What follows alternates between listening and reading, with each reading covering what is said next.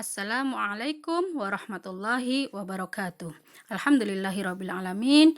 Jumpa lagi dengan buku nih pada mata pelajaran Al-Quran Hadis. Pada materi hari ini kita masuk bab 6, bab yang merupakan bab terakhir dari semester 2, yakni tentang keseimbangan dunia dan akhirat. Dengan subtema hadis riwayat Muslim dari Abu Hurairah dan hadis riwayat Muslim dari Mustaurid. Namun pada hari ini kita hanya membahas satu hadis saja, yakni hadis riwayat Muslim dari Abu Hurairah. Untuk itu, mari kita awali bersama-sama dengan membaca basmalah.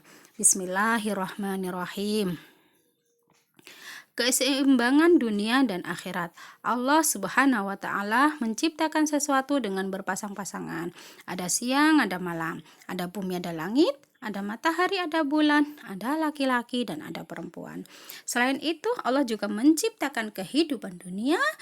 Allah juga menciptakan kehidupan akhirat.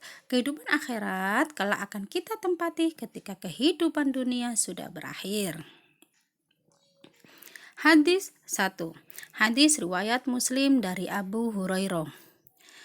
An Abi Hurairah qala kana Rasulullah sallallahu alaihi wasallam Allahumma aslih li dinil ladzi huwa ismatun amri wa aslih li dunyaya allati fiha ma'ashi wa aslih li akhiratil lati fiha ma'adi waj'alil hayata ziyadatan li fi kulli khair waj'alil mauta rahatan li min kulli syarr. Artinya, dari Abu Hurairah radhiyallahu anhu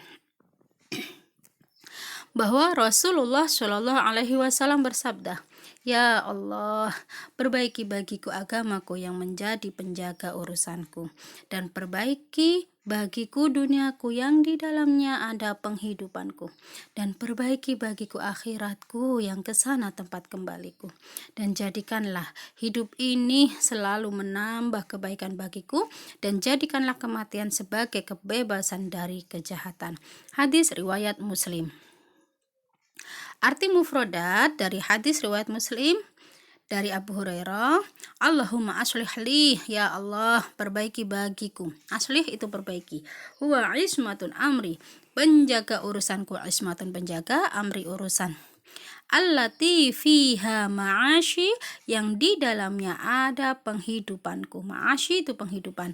Allati fiha ma'adi, yang kembali tempat kembaliku, yang kesana tempat kembaliku. Ziyadatal li fi kulli khair, selalu menambah kebaikan bagiku. Waj'alil mauta, dan jadikanlah kematian. Rohatal li, sebagai kebebasanku. Min kulli syarr, dari kejahatan. Penjelasan hadis 1.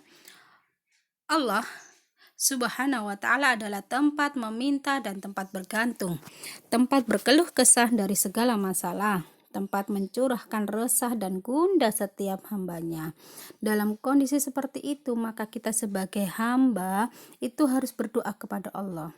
Hal ini senada dengan yang diisyaratkan Allah dalam Quran surah Ghafir ayat 60 yang berbunyi, Bismillahirrahmanirrahim, wa qala rabbukum mud'uni astajib lakum innal ladina yastakbiruna an ibadati sayadkhuluna jahannama dakhirin. Artinya, dan Tuhanmu berfirman, berdoalah kepadaku, niscaya akan kuperkenankan bagimu. Sesungguhnya orang-orang yang menyombongkan diri dari menyembahku akan masuk neraka jahanam dan dalam keadaan hina dina. Ayat tersebut menjelaskan bahwa Allah akan mengabulkan doa setiap hambanya, dan Allah melaknat orang-orang yang menyombongkan diri karena tidak mau berdoa kepadanya. Hadis riwayat Muslim dari Abu Hurairah yang sudah saya baca tadi itu mengisyaratkan 5 hal penting yang harus menjadi permohonan kita kepada Allah. Ya, ada 5 permintaan, ada 5 doa yang harus kita ucapkan kepada Allah. Yang pertama adalah, ya Allah, perbaiki bagiku agamaku yang menjadi penjaga urusanku. Allahumma aslih li dinil ladzi huwa ismatun amri. Kenapa yang pertama itu adalah agama yang kita minta? Karena agama adalah penentu kehidupan. Agama baik, jika agama kita baik, maka kehidupan kita baik. Jika agama kita rusak, maka kehidupan kita rusak. Allah berfirman dalam Quran surah Ali Imran ayat 85, Bismillahirrahmanirrahim, wa may yattabi' khairal islami dina fala yuqbala minhu wa huwa fil akhirati minal khasirin.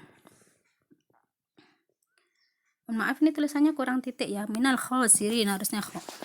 Artinya, barang siapa mencari agama selain agama Islam, maka sekali-kali tidaklah akan diterima agama itu daripadanya, dan dia di akhirat termasuk orang-orang yang rugi.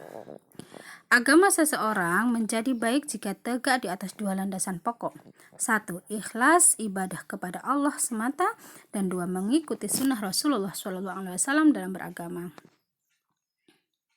Kandungan hadis yang kedua, ya Allah, perbaiki bagiku duniaku yang di dalamnya ada penghidupanku, wa aslih li dunyaya allati fiha ma'ashi. Ini mengisyaratkan bahwa kita boleh meminta kepada Allah segala urusan dunia menjadi baik. Apa saja itu? Meminta rezeki yang halal, cukup dan bermanfaat. Meminta keluarga kita jadikan keluarga yang sakinah, mawaddah, warohmah.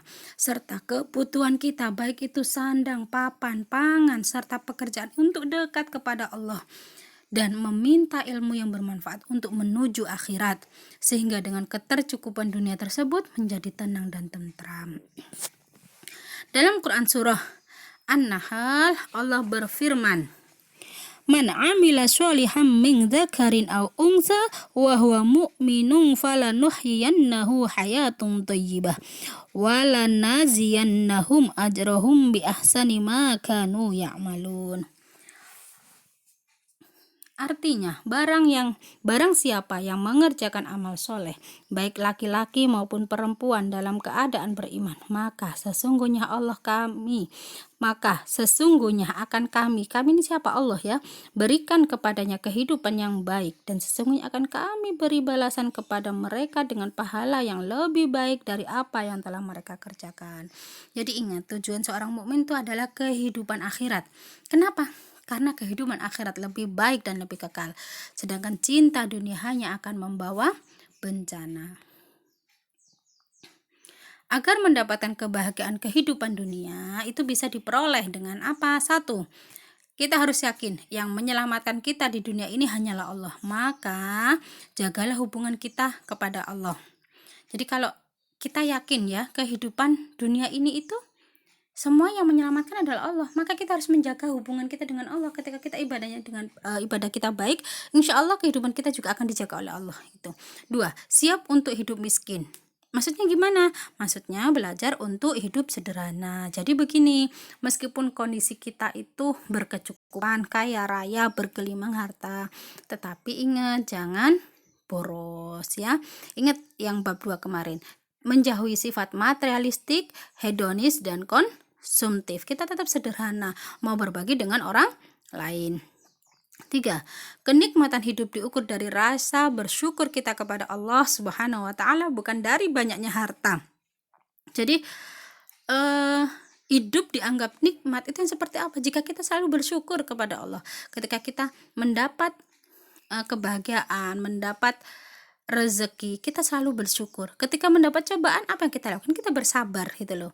Nah, ketika bersabar nanti akan rasa syukur itu muncul. Allah itu berfirman juga dalam Al-Quran itu yang artinya barang siapa yang bersyukur kepadaku maka akan aku tambah nikmatnya. Tetapi barang siapa yang ingkar, artinya ingkar tidak mau bersyukur, maka sesungguhnya azabku itu sangat pedih gitu. Jadi apapun yang kita peroleh kita syukuri, kita ambil sisi positifnya. 4. Bersikap adil dalam kondisi apapun.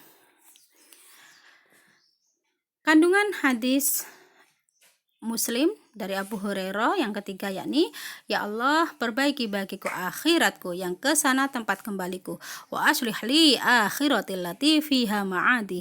Ini permintaan kepada Allah agar selalu dapat beramal saleh sampai ajal menjemput. Apapun yang kita miliki, mintalah kepada Allah agar dapat menghantarkan kita ke kebahagiaan akhirat. 4. Ya Allah, jadikanlah hidup ini selalu menambah kebaikan bagiku. Waj'alil hayata ziyadatan li fi kulli khair. Ini permintaan agar umur yang Allah berikan dapat digunakan untuk selalu berbuat baik, dapat melaksanakan ibadah baik langsung kepada Allah melalui sholat, puasa, dan haji ataupun melalui sesama manusia dengan infak dan sedekah. 5. Ya Allah, jadikanlah matiku sebagai kebebasanku dari kejahatan. Waj'alil mauta rahatan li min kulli syarr. Dalam doa ini berisi harapan agar kita ketika kematian tiba, Allah membebaskan, memaafkan atas kejahatan, kesalahan, kekeliruan selama hidup di dunia. Dengan datangnya kematian, benar-benar dapat kembali kepada Allah dengan husnul khotimah, dan dengan kematian sebagai akhir perilaku yang tidak sesuai dengan perintah Allah.